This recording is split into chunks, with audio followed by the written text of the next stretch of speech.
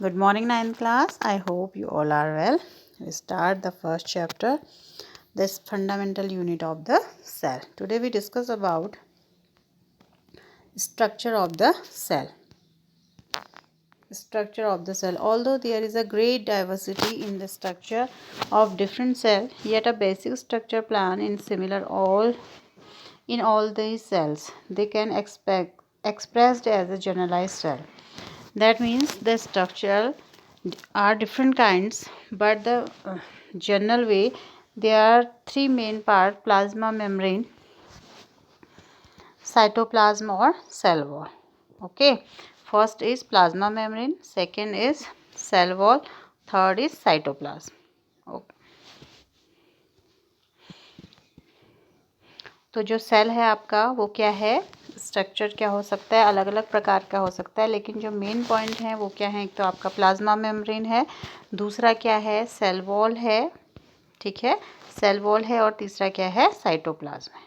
ठीक, तो के करके पढ़ते हैं इसको। तो प्लाज्मा मेम्ब्रेन जो क्या है, outermost of the cell, आपको पता है each eukaryotic cells stimulated by the delicate thin elastic but the selective permeable plasma membrane. Chemically is made up of bilayer lipids और proteins.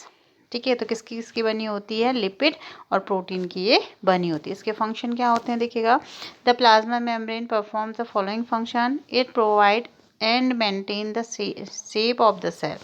ये क्या करती है, सेल की शेप को क्या करती है, बनाए रखने में हेल्प करती है। And mechanical support, its provide mechanical support of the protection of internal structure of the cell, और अंदर के जो ऑर्गेनल्स होते हैं उनको क्या करती है, सपोर्ट करती है।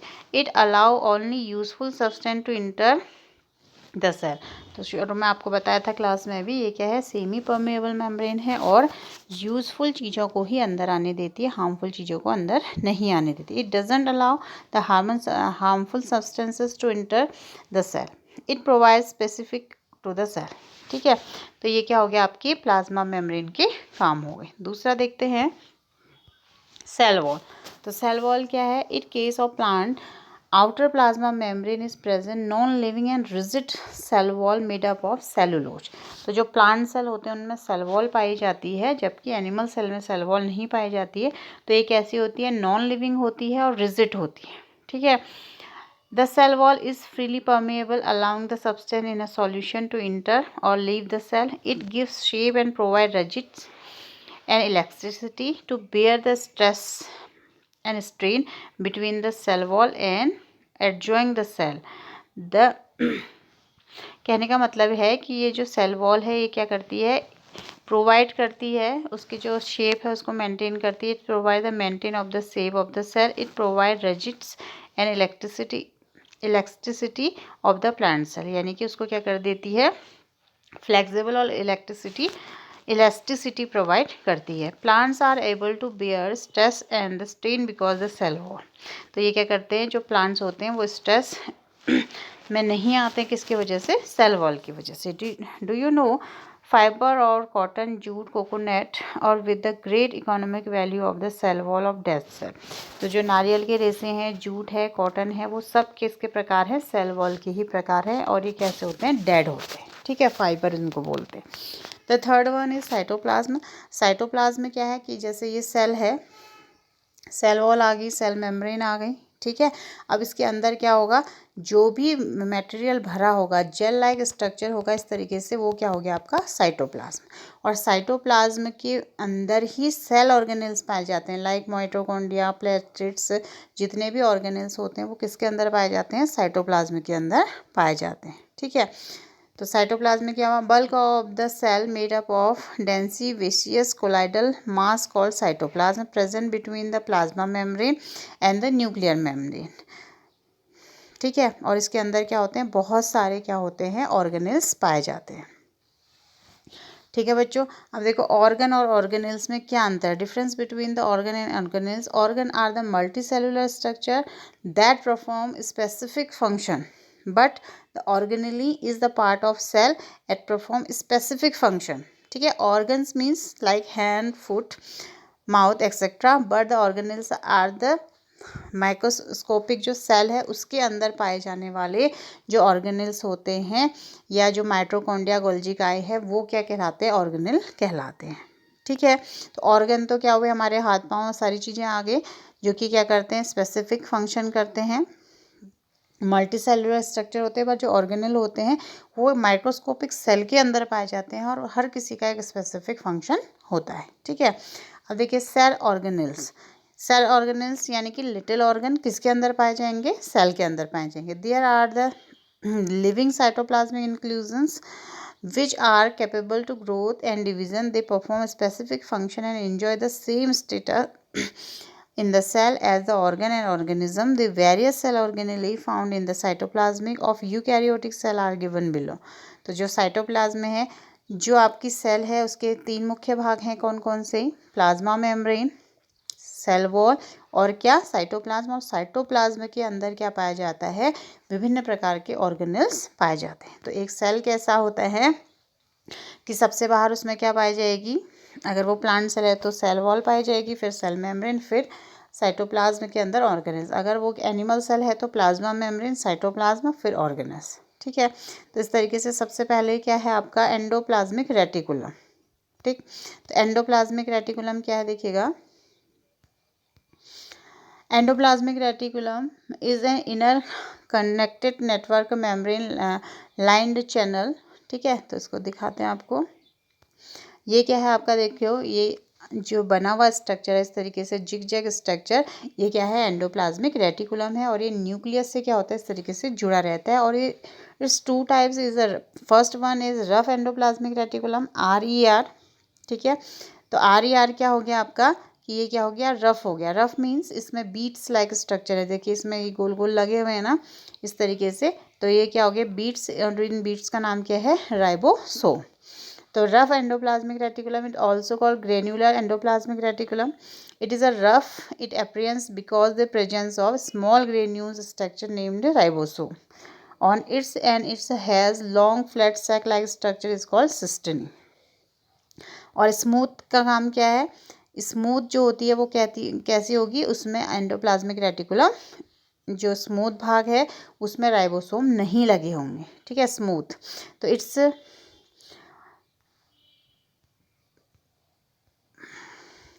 Found mostly in the outer part of the cytoplasm, cytoplasm के बाहर की ओर पाया जाता है। और इनका जो मुख्य फंक्शन है क्या है, इट फॉर्म साइटोस्केलेटन, यानी कि उसको क्या करेगा, नेटवर्क प्रोवाइड कराएगा। स्केलेटन मीन्स एक स्ट्रक्चर प्रोवाइड कराएगा। It provide intracellular transporting system. और ये क्या करता है, it help to formation other organelles, it keep various organelles at their places. और ये क्या करता है, surface for the cell secretion and storage.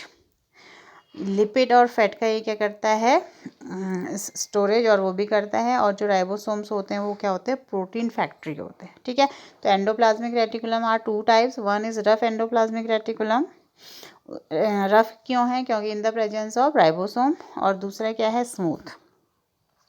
फिर आता है आपका राइबोसोम। तो राइबोसोम क्या है, जो कि एंडोप्लाज्मिक रेटिकुलम के ऊपर लगे हुए हैं, कौन से में, रफ में। तो राइबोसोम क्या होता है, there are the smaller granular structure without membrane. ठीक है, मेम्ब्रेन नहीं पाई जाती है। Visible only under the electronic microscope, इतने माइक्रोस्कोपिक होते हैं कि इलेक्ट्रॉनिक माइक्रोस्कोप के अलावा इनको हम देख भी नहीं सकते हैं। और इनका जो मुख्य काम होता है वो क्या होता है, प्रोटीन सिंथेसिस होता है। तो इनको क्या बोलते हैं हम, प्रोटीन फैक्ट्रीज भी बोलते हैं। देखिए function of the ribosome, they help in the protein synthesis and known as the protein factories. तो राइबोसोम क्या है, प्रोटीन सिंथेसिस करता है, इसलिए इसको हम क्या बोल देते हैं, प्रोटीन फैक्ट्रीज भी बोलते हैं। The other organelles mitochondria. तो माइटोकॉन्ड्रिया क्या है, माइट्रो मीन्स थैट, chondria means granule. They are the properly known as power house of the cell. तो कभी भी 1 नंबर के जो क्वेश्चन होता है उसमें आता है कि which organs known as a power house of the cell, तो दैट आंसर क्या होगा इसका, माइटोकॉन्ड्रिया। ठीक है, तो माइटोकॉन्ड्रिया को power house of the cell क्यों कहते हैं, क्योंकि ये क्या करता है, formation of ATP to provide energy. तो ATP का फॉर्मेशन करता है एनर्जी प्रोवाइड के लिए, that's why we call its power house of the cell. तो इसका फंक्शन क्या, देखिए, in the mitochondria respiratory enzymes are present, they help oxidation of food materials and release ATP, that's why we call powerhouse of the cell. The next organelles is organelle is Golgi. It also called Golgi apparatus or Golgi body. It's a pie of flattened area. और इसका function क्या है देखिए, Golgi complex is mainly concern with the following function: secretion, membrane flow, formation और acrosome, और process formation of योक और formation of lysosome. ठीक है, लाइसोसोम का फॉर्मेशन करता है। फिर आपका माइक्रोबॉडीज़ में आ जाता है आपका लाइसोसोम। ठीक है, और लाइसोसोम को मैंने आपको क्लास में बताया था, उसको क्या बोलते हैं? Suicide bag of the cell. क्यों बोलते हैं? क्योंकि लाइसोसोम के पास क्या होते हैं? बहुत सारे एंजाइम होते हैं। ठीक है, डाइजेस्टिव एंजाइम्स होते हैं। अगर हमारे फूड के साथ कोई भी हानिकारक वायरसेस, बैक्टीरियाज आ जाते हैं तो ये अपनी सेल को ही क्या कर देता है? बस्ट कर देता है, ताकि अदर सेल्स में इन्फेक्शन ना हो। इसलिए इसको क्या बोल देते हैं? Suicide bag of the cell बोलते हैं। क्यों बोलते हैं? क्योंकि इसमें 40 different types of enzyme, digestive enzyme पाए जाते हैं। ठीक है बच्चों। The next is centrosome. Centrosome क्या है? Found in animal cell. Centrosome क्या होगा? प्लांट सेल में नहीं पाया जाता है, किस में पाया जाएगा? एनिमल सेल में पाया जाएगा। और इसका जो काम होता है वो क्या होता है? सेल डिवीज़न में इसका काम होता है। ठीक है, फिर आता है आपका प्लास्टिड्स। ये क्या हो गया आपका? प्लास्टिड्स बोलते हैं इसको, प्लास्टिड्स। ठीक है, प्लास्टिड्स मीन्स क्या हुआ? ये केवल कहाँ पाया जाएगा? जैसे सेंट्रोसोम केवल एनिमल सेल में पाया जाता है, तो प्लास्टिड्स किस में पाए जाते हैं? एनिमल सेल में पाए जाते हैं। क्यों? फोटोसिंथेसिस करने के लिए। ठीक है, तो ये फर्स्ट 3 प्रकार के होते हैं। पहला है leucoplast. Leucoplast mean colourless pigment. ठीक है, जैसे कार्बोहाइड्रेट, जैसे आलू है आपका, अरबी है, तो ये क्या करते हैं? उसमें क्या होता है? कलरलेस पिगमेंट होते हैं, तो उसको क्या बोलते हैं? हम ल्यूकोप्लास्ट बोलते हैं। उसके भी 3 भाग अगर कम कर दें तो एमाइलोप्लास्ट है, ये क्या करते हैं? कार्बोहाइड्रेट को स्टोर करते हैं। प्रोटियोप्लास्ट है, ये प्रोटीन को स्टोर करते हैं। और एपियोप्लास्ट है, ये फैट को करते हैं। ठीक है, फिर आता है क्रोमोप्रोस्ट। क्रोमोप्रोस्ट मीन्स जैसे आपने टमाटर में लाल रंग देखा होगा, मतलब जितनी भी कलरफुल चीज़ें होती हैं वो किसके वजह से होती हैं? क्रोमोप्लास्ट की वजह से होती है। Leucoplast the colourless pigment, but the chromoplast are the colourful pigment. ठीक है, तो जितने भी कलरफुल फूल होते हैं, चाहे फ्रूट्स होते हैं, वो पिगमेंट कहाँ से आता है? क्रोमोप्लास्ट के कारण। तो क्वेश्चन होता है अराइज कि आपका कि जो टमाटो है वो रेड कलर का कैसे होता है? तो किसके वजह से? The presence of chromoplast. ठीक है, फिर एट द लास्ट फिर क्या आएगा आपका? क्लोरोप्लास्ट। फर्स्ट इज जो प्लास्टिड्स हैं 3 टाइप्स हैं। 1 is leucoplast, second is chromoplast, third is chloroplast. तो क्लोरोप्लास्ट क्या हो गया? आपके ग्रीन पिगमेंट क्लोरोफिल जिसमें पाया जाता है, जो कि क्या कार्य करता है? सनलाइट में फोटोसिंथेसिस का कार्य करता है, जिसके वजह से जितने भी ग्रीन प्लांट होते हैं वो अपना जो फूड है वो क्या कर देते हैं? खुद ही बनाते हैं। ठीक है, ऑटोट्रोफ जिनको बोलते हैं। तो इनके फंक्शन क्या है? Leucoplast help in the storage of food. 3 प्रकार के पढ़े थे हमने प्लास्टिड्स। कौन कौन से? ल्यूकोप्लास्ट क्या करता है? स्टोरेज ऑफ फूड करता है। क्रोमोप्लास्ट पिगमेंट प्रोवाइड कराता है। और क्लोरोप्लास्ट क्या होगा? वो क्या करेगा? ग्रीन पिगमेंट को देगा। क्रोमो और chloroplast 2 different types. First is leucoplast, second is chromoplast, third is chloroplast. तो ये इसके क्या हो गए? फंक्शन हो गए। अगर हम इसका स्ट्रक्चर देखेंगे तो इस तरीके से हमको दिखाई देता है। फिर आपका वैक्यूल, फूड वैक्यूल आपने देखा था प्लांट सेल में, इस तरीके से बीच में एक बड़ा सा फूड वैक्यूल था, तो वही है फूड वैक्यूल का काम क्या है? Vacuoles are fluid filled solid filled space cytoplasm. और ये क्या करता है? इसके अंदर सेल सेप होता है। ठीक है, सेल सेप में क्या होता है? विभिन्न प्रकार के amino acids, proteins, asters, water soluble pigments पाए जाते हैं। ठीक है, और इसका कार्य क्या है देखिएगा? The function, the cell sap keeps the cell turgid and maintain osmotic equilibrium in the cell। तो ये क्या करेगा? टर्जिड भी है और ऑस्मेटिक प्रेशर को सेल की बैलेंस में बनाए रहेगा। The tonoplast being semi permeable. ठीक है, और ये क्या करता है? विभिन्न प्रकार की चीज़ों को स्टोर करने के कार्य भी आता है। तो ये क्या हो गया? आपका वैक्यूल के कार्य हो गए। At the last organelles is nucleus. तो न्यूक्लियस क्या है? न्यूक्लियस के अंदर क्या होता है? जेनेटिक मटेरियल स्टोर रहता है। It is eukaryotic cells usually one, but the sometimes more than one, and usually centric but some centric electronic plant cell यानी कहने का मतलब है कि यूकैरियोटिक जो कोशिकाएं हैं उसमें क्या होता है, एक न्यूक्लियस पाया जाता है, न्यूक्लियस के अंदर न्यूक्लियोलस पाया जाता है और उसके ही अंदर सारी चीज़ें क्या है, न्यूक्लियस के अंदर जेनेटिक मटेरियल पाया जाता है जो कि चीज़ों को, जेनेटिक मटेरियल को वन जनरेशन से सेकंड जनरेशन में ले जाता है। तो इसका फंक्शन क्या है, nucleus controls all the structure and function of the cell directly और इनडायरेक्टली। तो जो न्यूक्लियस है वो क्या है, पूरे सेल का पावर हाउस मतलब कंट्रोल हाउस है। जैसे आपका कंप्यूटर है ना सीपीयू, तो सीपीयू कंप्यूटर का क्या है, ब्रेन है, वैसे ही जो न्यूक्लियस है वो सेल का ब्रेन है। सेल के अंदर जितनी भी एक्टिविटीज़ होती हैं वो कौन कंट्रोल करता है, न्यूक्लियस कंट्रोल करता है। ठीक है, और ये क्या करता है, रेगुलेट सेल साइकिल, यानी कि क्या करेगा, सेल साइकिल को रेगुलेट करेगा। और it help character from the parents to the offsprings. ये क्या करेगा, जो कैरेक्टर्स हैं पेरेंट्स से, वो कैरेक्टर उनके ऑफस्प्रिंग यानी कि उनके बच्चों में क्या कर देता है, पास कर देता है। ठीक है, one generation to other generation. ठीक है बच्चों, तो ये तो हो गया ऑल अबाउट द सेल। अब आप इसको कॉपी में कैसे करेंगे देखेंगे। पहले जो क्वेश्चन दिए थे वो आपने आई होप कि कर लिए होंगे, तो इसको आप कैसे करोगे, यहाँ से करोगे। ठीक है, एज इट इज़ इसको कॉपी में उतारोगे, स्ट्रक्चर ऑफ द सेल, क्योंकि ये बहुत इंपॉर्टेंट है तो इसको आपको करना पड़ेगा। स्ट्रक्चर ऑफ सेल में आ जाएगा आपका प्लाज्मा मेम्ब्रेन हो गया, इसके फंक्शन हो गए। ठीक है, फिर सेल वॉल हो गए, इसके फंक्शन हो गए, साइटोप्लाज्म। ठीक, और ये सारी चीज़ें, और फिर ऑर्गेनेल्स वन बाय वन आ जाएंगे। चाहे तो आप इसका ड्रॉ बना सकते हैं, एंडोप्लाज्मिक रेटिकुलम।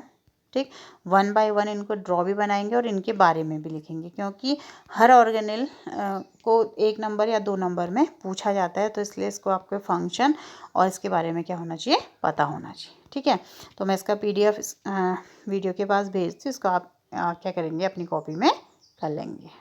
ठीक है बच्चों, और अगर आपकी कोई क्वेरी है या कोई भी चीज़ आपको समझ में नहीं आती है तो फिर आप मुझसे फ़ोन पे पूछ लीजिएगा। ठीक है बच्चों, थैंक यू।